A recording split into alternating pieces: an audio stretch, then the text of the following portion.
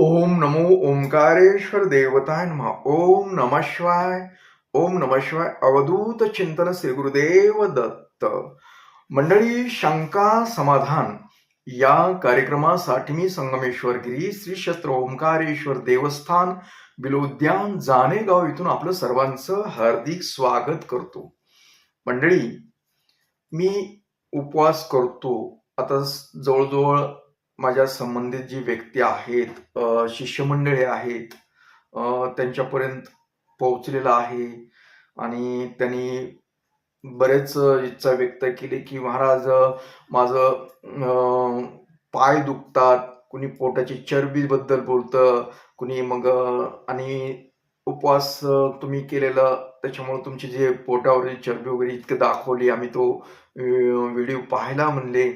तर आता आम्ही काही तुमच्यासारखं महिनाभर बिना अन्न पाण्याचं वगैरे अशा काही गोष्टी काही करू शकत नाहीत असं.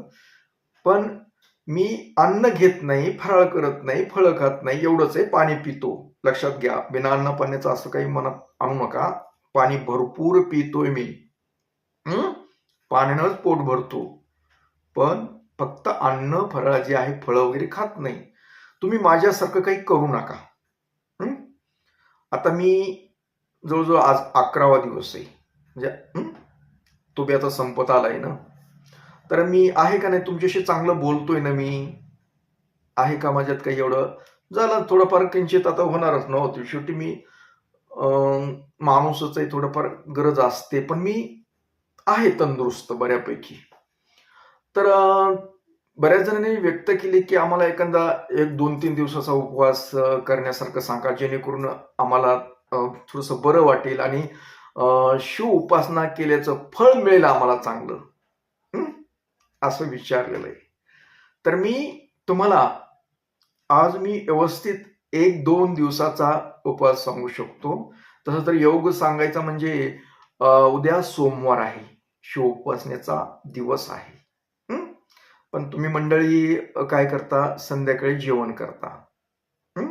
ते करायचं नाही. आता दुसरी गोष्ट कोणती, त्यानंतर प्रदोष आलाय मंगळवारी. आता एक योगायोग, तुम्ही केलेल्या प्रश्नाचं उत्तर द्यायला मला पण सोपं गेलं. कारण असा योग आलाय की तुम्हाला सलग 2 दिवस चांगल्या प्रकारे उपवास करता येतो.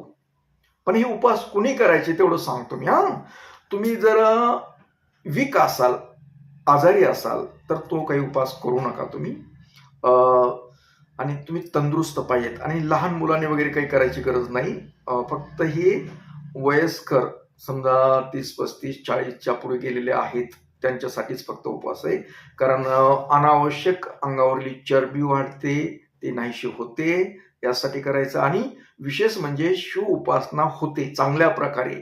कारण दोन्हीही वार कसे आलेत, सोमवारी आपण तर शिव उपासनेचा उपवास करतो सोमवार, त्यानंतर प्रदोष आलेला आहे.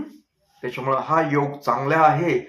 तुम्ही फक्त आता काय करायचं, तुमची इच्छा आहे ना उपवासच करायची, माझ्यासारखं तुम्ही महिनाभर करू नका, तो विषय नाही. कारण मला सवय लागलेली खूप दिवसापासून याच्यात असल्यामुळे. पण तुम्ही नवीन आहेत, तर तुम्ही फक्त आता काय करायचे, 2 दिवसाचेच फक्त उपवास करायचे. पण कसे करायचे, चांगले उपवास करायचे. बघा तुम्हाला नक्कीच बरं वाटणार आहे. जे तुमच्या अंगावर अनावश्यक चरबी आहे ती बऱ्यापैकी थोडी तरी कमी होईल. पाव किलो, अर्धा किलो तरी कमी होईल.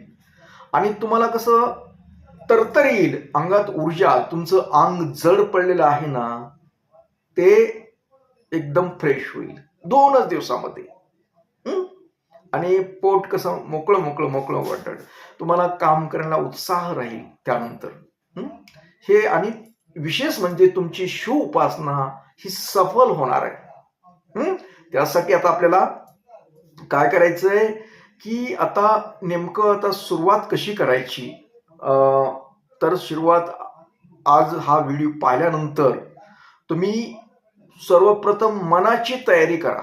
मनाची तयारी म्हणजे काय, की तुम्ही मनामध्ये ठरवा की मला हे 2 दिवस चांगल्या प्रकारे उपवास करायचा आहे, फराळ करायची नाही, फळ खाणार नाही, कुठलं म्हणजे खाणं म्हणजे काहीच करणार नाही, तोंडात दुसरं खाद्यपदार्थ कसला टाकणार नाही, हे मनामध्ये फिट्ट करा. आणि दुसरी गोष्ट म्हणजे ब्रह्मचार्याचं पालन करावं लागेल.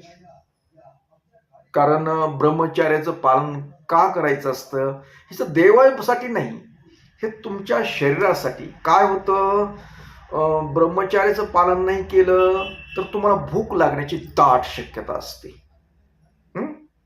तर त्यासाठी एक मानसिक तयारीमध्ये आजच तुमचे काही संबंध वगैरे काही असतील, तुमचे शारीरिक संबंध तुमच्या पती पत्नी मधले, ते आजच बंद करावे लागतील. कारण दुसऱ्या दिवशी ऑटोमॅटिकली भूक लागण्याची शक्यता राहते. म्हणून आजच तुम्ही बंद करावं लागतील. ब्रह्मचार्याचं पालन आजपासून चालू करायचं. तर पहिली गोष्ट संबंध ठेवणं बंद. पुन्हा दुसरी गोष्ट मानसिक तयारी तुमची झाली. त्यानंतर काय करायचं आपल्याला, आता मनाची तयारी झाली. आता सकाळी उठल्यानंतर शिवपूजा करा. शिवपूजा आपली नेहमीप्रमाणे सोमवारची शिवपूजा, कोणी मनोकामना पूजा करत असेल ते पूजा करून घ्या. आणि आता तुम्ही तुमच्या कामाला लागा. पण कधी लागायचं कामाला, शिवपूजा झाली की पाणी पिऊन घ्या. आता बऱ्याच जणांनी विचारलंय की आम्हाला लिंबू पाणी सहन होत नाही, सर्दी होती, काय होतं. तर तुम्हाला जर सर्दी होत असेल, काही असेल, तर सकाळी काय करा, तुम्ही उठल्यानंतर तोंड धुतलं की गरम पाणी 1-2 ग्लास प्या, त्यात लिंबू टाकून. म्हणजे काय होतं, आपला जो कोटा आहे तो जरा साफ व्हायला चालू होतो. त्यानंतर पूजा वगैरे झाल्यानंतर परत आपलं साधं पाणी प्या, लिंबू टाकू नका. लिंबू नाही टाकलं तरी चालतं. जेवढं पाणी पिता येईल तुम्हाला जर नेहमीप्रमाणे भूक लागली असेल, काही लागते सवय असते नाश्ता वगैरे, तर ते पाणी जर तुम्ही 1, 2, 3, 4 काय ग्लास, मी आता 4 ग्लास बी पिऊ शकतो. ते तुम्हाला तेवढं जमतं का नाही तुमच्या इच्छानुसार, पण जास्तीत जास्त पाणी प्या. तुम्ही जास्तीत जास्त पाणी पिल्यानंतर पोट तुमचं भरल्याने वाटेल, ढेकर येईल तुम्हाला जेवण केल्यासारखं. की मग आता तुम्हाला शक्यतो चहा तर घेऊच नका, म्हणजे आपल्याला एकदम रिकामा करा, त्याच्यामुळे चहा वगैरे काही घेऊ नका तुम्ही, आणि चहाची तलब पण होणार नाही तुम्हाला. झालं की पाणी पिलात की तुमचे कामं काय आहेत ते नेहमीप्रमाणे, अगर तुम्हाला जॉब वगैरे काय करायचं असेल ते घरगुती कामं करत राहा. काही त्रास, थोड्या वेळानं 1-1.5 तासानं 2 तासानं तुम्हाला भूक लागली म्हणून वाटलं, काही जाणवलं, मनात जर मनाची तयारी असेल ना तर काही लागणार नाही. जरी लागली तर परत एकदा 1-2 ग्लास पाणी प्या. प्या पाणी. जेव्हा जेव्हा तुम्हाला भूक लागली, काहीतरी खावंसं वाटेल, तेव्हा फक्त पाणी प्यायचं. लिंबू घ्यायचं नाही. तुम्हाला सर्दी होते ना, नका घेऊ, काही अडचण येत नाही. काही नाही, फक्त पाणी पित राहा. की जेव्हा आठवण होती तेव्हा पाणी पित राहा. आणि जर अशक्तपणा जर वाटायला, समजा अशक्तपणा एखाद्या दिवस वाटायला तुम्हाला 3-4 वाजता काही, तर त्यावेळेस बरी तुम्ही लिंबू सरबत घ्या. त्याच्यामध्ये समजा 1 ग्लासभर जर घ्यायचं ठरलं तर 1 चमचा 1.5 चमचा तुमच्या आवडी अनुसार साखर टाका, असं चिमूटभर मीठ टाका, आणि तो ग्लासातलं पाणी गुटगुट पिऊन टाका. परत पाणी प्या. त्याच्यावर तुमची तरतरी अजून परत एकदा चालू झाली. हे अशा रीतीनं तुम्ही पूर्ण दिवस करू शकता. झाला आजचा दिवस, सोमवार संपला. आता उद्याच्याला मंगळवारी तेच करायचं. सकाळी उठलं की गरम पाणी 1-2 ग्लास काय प्यायचे तुम्हाला ते प्या. त्यानंतर पूजा वगैरे करून पुन्हा अजून साधं पाणी पित राहा. पाणी पित राहा. अशक्तपणा काही वाटेल तर लिंबू सरबत घ्यायचं. अशक्तपणा आणि लिंबू सरबत नसेलच तुम्हाला जमतच नसेल तर चहा घेऊ शकतात. तुम्हाला जर अशक्तपणा वाटायला तर चहा घ्या तुम्ही. कारण मी सुद्धा घेतो, पण माझा दीर्घकाळ उपवास असल्यामुळं मला चहा घ्यावा. मी फक्त एवढं की कमी प्रमाण झालंय. सकाळी जर वाटलं सकाळी 1 घेतो, दुपारी अथवा संध्याकाळी, असं 2-3 टाइमच घेतो. अगोदर पूर्वी जास्त घेत होतो, म्हणजे उपवासाच्या अगोदर 5-6 वेळेस होता, पण आता बंद केला ते पण. अशा रीतीनं तुम्ही उपवास केला 2 दिवसाचा. आता उपवास सोडताना बुधवारी काय करायचं, तुम्हाला उपवास सोडायचा आहे ना, तर कृपया तुम्हाला सांगतो की गच काही खाऊ नका. उपवास सोडायचा ना एकदम, तर एकदम खाऊ नका. अगोदर लिंबू सरबत अथवा कुठला फळाचा रस असेल तो घ्या थोडासा. पुन्हा थोड्या वेळानं काहीतरी थोडंसं काहीतरी खा, थोडंसं. पुन्हा थोड्या वेळानं थोडं जसं हे होईल ना, तसं थोडं कधी-मधी आणि मग थोडंसं बरं वाटेल ना, की मग थोडंसं जेवण करा. पण जास्त एकदम करू नका. एकदम जास्त केल्यानंतर थोडासा प्रॉब्लेम येऊ शकतो. जर आता ही गोष्ट केल्यानंतर तुमचे शारीरिक आणि मानसिक बदल काय होतात हे मी तुम्हाला सांगतो. अशा रीतीनं जर 2 दिवसाचा तुम्ही उपवास केला, पहिली गोष्ट, तुमचे जर पाय दुखत असतील ना, पाय जड पडले असतील ना, ते पाय दुखणं जवळजवळ 50% तुमचं बंद होऊन जाईल. तुम्हाला बसाय उठायला जो त्रास होत होता ना भरपूर, तो त्रास बऱ्यापैकी कमी होईल. बऱ्यापैकी एकदम 100% कारण तुम्ही 2 दिवसाचा उपवास करायला, त्याच्यामुळे मी पूर्ण गॅरंटी देत नाही 100%. तरी 50% तुमच्या बसण्या उठण्याचा जो त्रास असेल तो दूर होईल. परत तुमचं समजा काही अंगामध्ये जडपणा असेल, मोकळं वाटत नसेल, तो पूर्ण निघून जाईल तुमचा. एक काम करण्यासाठी एक चांगल्या प्रकारे ऊर्जा येईल तुम्हाला. आणि कसं हलकं वाटेल, उत्साह वाटेल काम करण्यास. आणि तुमची जी मानसिक ताणतणाव होती ना, ते सुद्धा दूर होतील. तुम्ही म्हणता हे ना काय बोलू, अशा उपवास केल्यानं होतात. तुम्हाला टेन्शन येतं, कुठं काही होतं, ते बऱ्यापैकी बरं वाटेल. आणि सगळ्यात महत्त्वाचं, तुमचं जी शिवाची भक्ती आहे, त्या भक्तीमध्ये एक चांगल्या प्रकारचं फळ मिळेल. तर अशा रीतीनं तुम्ही हे 2 दिवसाचे उपवास करा. आणि कोण उपवास करणार आहे ते मला अवश्य सांगा, म्हणजे माझ्या संपर्कात राहा. मग मी तुम्हाला काही वेळोवेळी सांगेल की बाबा काय होईल तर काय करायचं. तर तुम्ही 100% जर उपवास करणार असतील तर तुम्ही मेसेज करून आम्ही करणार आहेत म्हणून सांगा. कारण माझी शिष्यमंडळी आहे, काही आता सध्या 2-3 मंडळी आता महिन्याचे करायला लागलेत, पण त्यांना मी काहीतरी फळ वगैरे खा म्हणून सांगितलेलं आहे.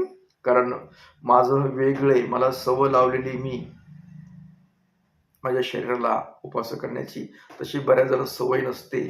आणि सुरुवातीचे 2 दिवसाचे जर तुम्ही उपवास केले आणि तुमच्यामध्ये जर खरंच बदल झाला, तर पुन्हा नंतर आपण अजून एखाद्या दिवसाचा वाढवायचा, नंतर काही दिवसानं परत 4 दिवसाचा करायचा, असे स्टेप बाय स्टेपनं वाढवले तर तुम्ही जर 8 दिवसाचे केले उपवास, तर तुमच्या शरीरातले जी रोग आहेत, बारीक छोटे मोठे रोग असतात, ते दूर होतात.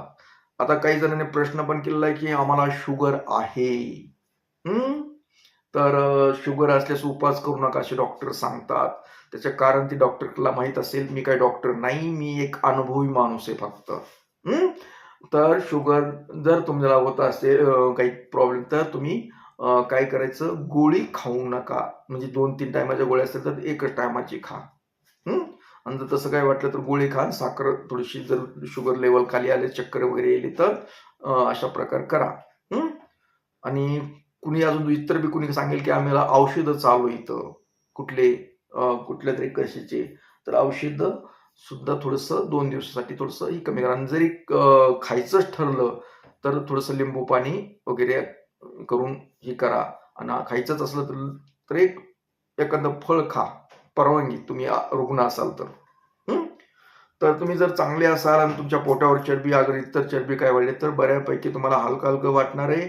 100% तुमचं काम होणार. देवाकडे जाण्याचं जे आहे, तुमची देवाकडली जी ऊर्जा आहे, शिवाची ऊर्जा, ही नक्कीच तुम्हाला मिळून जाईल. आणि शिवाचा आशीर्वाद तुम्हाला सदैव तुमच्या पाठीशी राहील आणि तुम्ही सुखी, समाधानी, आनंदी व्हाल. कारण शिव उपासना ही कडक केल्यानंतर त्याचं फळ नक्कीच मिळत असतं. तर असो मंडळी, याबद्दल काही शंका वगैरे असेल तर जरूर सांगा. आणि आता आपला निरोप घेण्याची वेळ झालेली आहे, तर निरोप घेतो. ओम नमो ओंकारेश्वर देवताय नमः. ओम नमः शिवाय नमः.